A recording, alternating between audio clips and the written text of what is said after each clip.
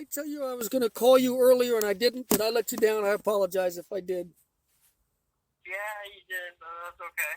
Well, you know, was I going to call you on the way down? Is that what it was? No, I did. Yeah, you No, said you were going to try. You didn't say the definite, but wait a minute. I did. I talked to you on the way down part way. Yeah, I was driving um, down from Camden down to Portland when I talked to you. Right? oh yeah.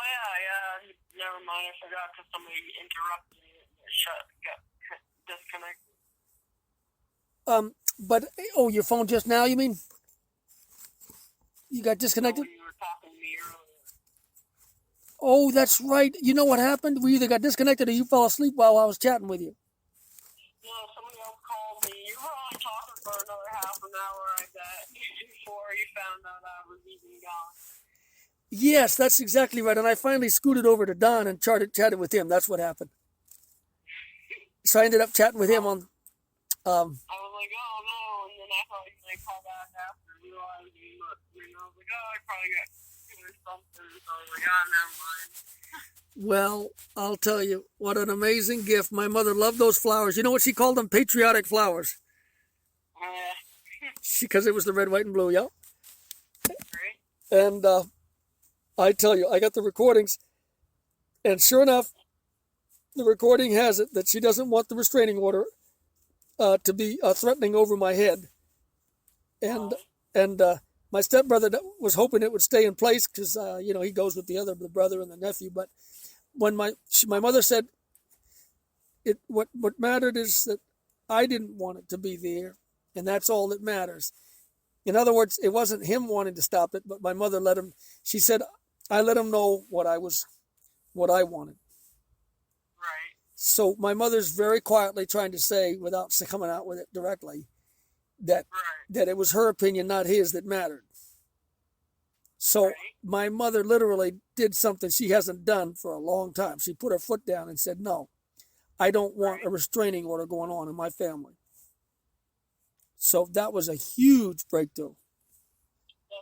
Because she was afraid that if she spoke against him, that she would lose him as a bookkeeper and as somebody that comes visits and cares for her. And he felt like that. He felt like she felt like if she let him down, that she would not have the blessings of his company and care.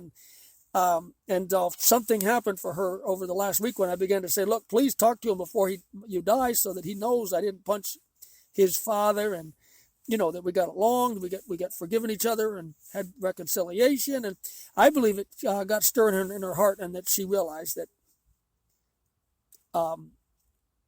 it was important. Even though she tried to have me avoid him at night when he'd come at night, she wanted me to come during the day.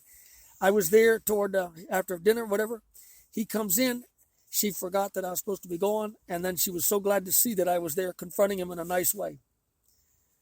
She was so proud of me that I wasn't angry, because she's always afraid that I'm going to do what the relatives think I'm going to be, which is all angry. And, the devil tries to paint a picture of us, you know what I mean, like you, a falling down, raging alcoholic. Exactly. So they paint me as a religious freak that wants to impose my religion on everybody. If they give me an inch, I'll take a mile, kind of a thing. Right. You know how the devil is. He's got to paint. I already got the sense of that a long time ago. I figured you did. So my mother actually put her foot down for the first time in 3-4 years. I'm glad she deserves to be able to do that. She had that power all along. No, I know, but like I said, I can kind of understand that she's not a pretty chicken. She has things going on, and she'd rather try to have it be comfortable for everyone, which is not. So making it hard for the rest of the family, and if she dies without trying harder. So good thing, so glad she did. Because like you said, we deserve to know that wasn't that, and there was whatever misunderstanding was whatever else, but you guys already had made friends, so.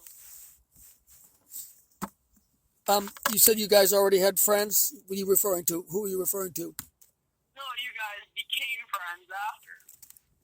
You guys meaning me and my mother? No, you and his father or whatever you just said. Oh, we were reconciled later on after having a division, you mean? Right, yeah. Exactly, and the son didn't want to hear it, but he had to because I was saying it in front of my mother. If my mother were not there, he would have walked away or gotten angry with me and called me. But because my mother was there and she knows I reconciled with my stepfather, she was married to him. She knows what I told him is true. I said we reconciled, and I took him to Holy Communion over at the Episcopal Church, even though that's not where I go normally. And I said it was one of the most beautiful experiences I had. My mother, your father, and I went up and took communion together because we wanted to let bygones be bygones. And John was as quiet as a stone. He just sat there and couldn't believe that I was telling him that. But he knew if he said anything, my mother would say, "No, it's true, John." Can you imagine what that was like? Yeah. That was a precious moment. Definitely. This is the same man, my stepbrother, in 2016. I said, this is my mother, and I don't want her to be heavily drugged when there's natural ways to deal with her issue. And Right. and when I said this is my mother, that's why I'm expressing my concern. I'd already spent 20 minutes talking to the doctor and asking, why don't you do natural? And, and of course you can't because you're a doctor. You're paid to work with the pharmaceutical big drug companies. You guys are you're married to the pharmaceutical as a doctor. Boy, that made the doctor really upset. But what I'm saying is, that's when John Andrews looked at me over from Maine Medical Center where we were at Dr. Stein's office, where my mother was right next to Dr. Stein, then stepbrother John Andrews, then Elias, then me, and then the new caregiver that was ready to chomping at the bit to take over the the dispensary caregiving. And I was circled all by all these people, my mother and me, surrounded by drug-based people. And John, my stepbrother, looked at me when I said, this is my mother. That's why I'm expressing a concern here, because this is my mother. And John said, no kidding. No kidding, it's your mother. And I said, John, and I have a reason to speak because I must speak in defense of my mother. And he was... Exactly. I have one mother, and whether she really loves you or whatever, of course she does, but even if you guys didn't really get along, you have the right. Correct. And so that's why we separated ways, because he pulled away from me. I never pulled away from him. But he was so angry because he felt like his father had, with the same Parkinson's disease, should have had even more of that drug called Cinemet. So he was the exact opposite. He believed the more you drug him, the better you can heal the Parkinson's. So the devil is using drugs to tear families up. So he would not speak to me for the last 3 years. So he sees me with my mother last night. He comes in, and he's furious. He's looking at me as my mother's his back to him. He's coming in. He sees me talking to my mother. I'm seated there with the Scrabble game that he brought over, with his names and scores on with my mother right there in the plastic bag. And I said, I brought this Scrabble game out so that the two of you can play. I wasn't going to play his game. I wanted to let him have it with my mother. I didn't want her to be exhausted with it before he got to play with her. I was being respectful, but I pulled it out. And I said, I wasn't planning to be here when you got here because I was trying to avoid, because I didn't want to get involved in making my mother uncomfortable. But I said, actually, it's good that I'm here, that we could see each other, because your father and I were reconciled.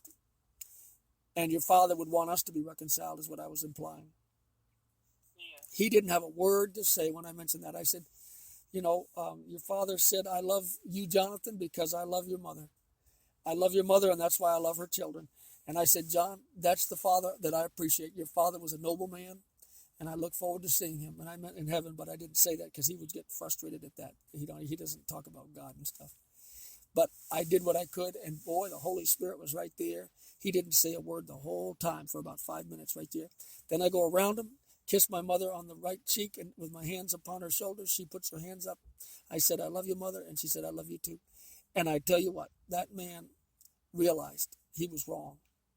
And he has power of attorney over my mother, not one of her blood children, but him as a stepbrother, which is because my older brother dropped the ball. He's not around.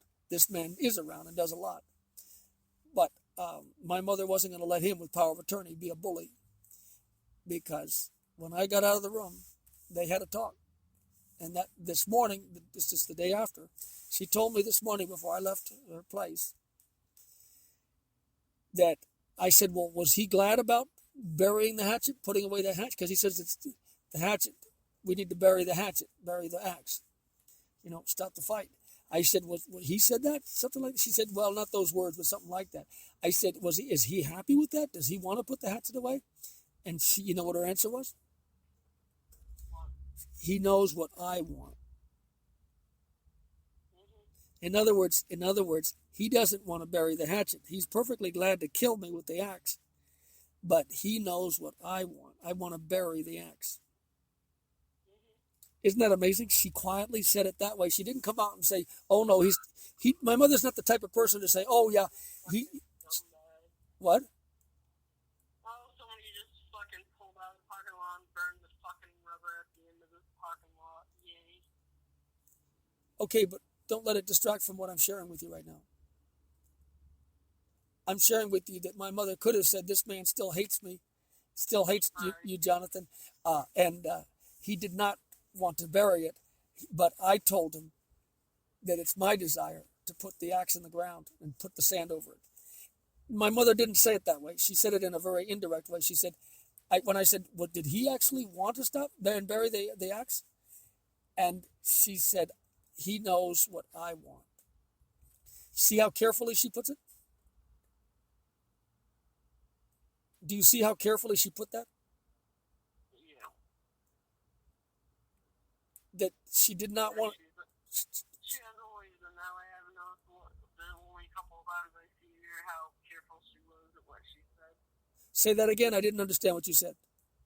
I said I could tell the 2 times I saw her before how she was careful at what she said and how volume she said it and everything. You notice when she says something really important, it goes down, the volume goes way down? Yeah, I have. Oh my. You've seen both sides of my mother. Yeah, I have. Ooh, you saw both sides. You saw it. I couldn't believe it. She said, I'm calling the police if you stay here any longer. I said, you go right ahead. All they're going to do is find out that I'm here because you're my mother and I'm going to honor you as my mother. Exactly. Right at that time, you heard her talking like that. You turned around before you heard the rest of that conversation.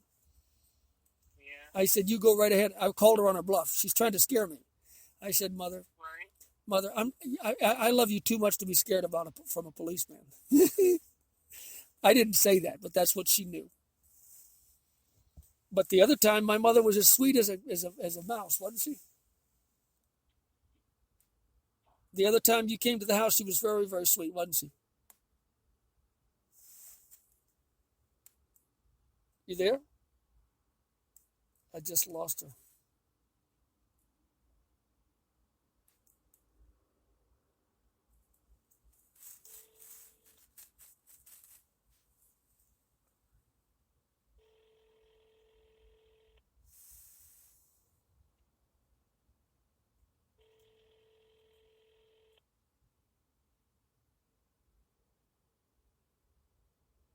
Your call has been forwarded to an automatic voice message system.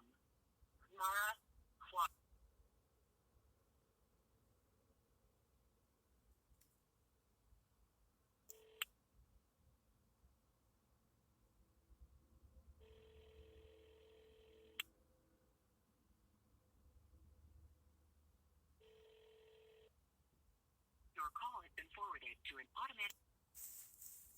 Well, that's odd. That's odd.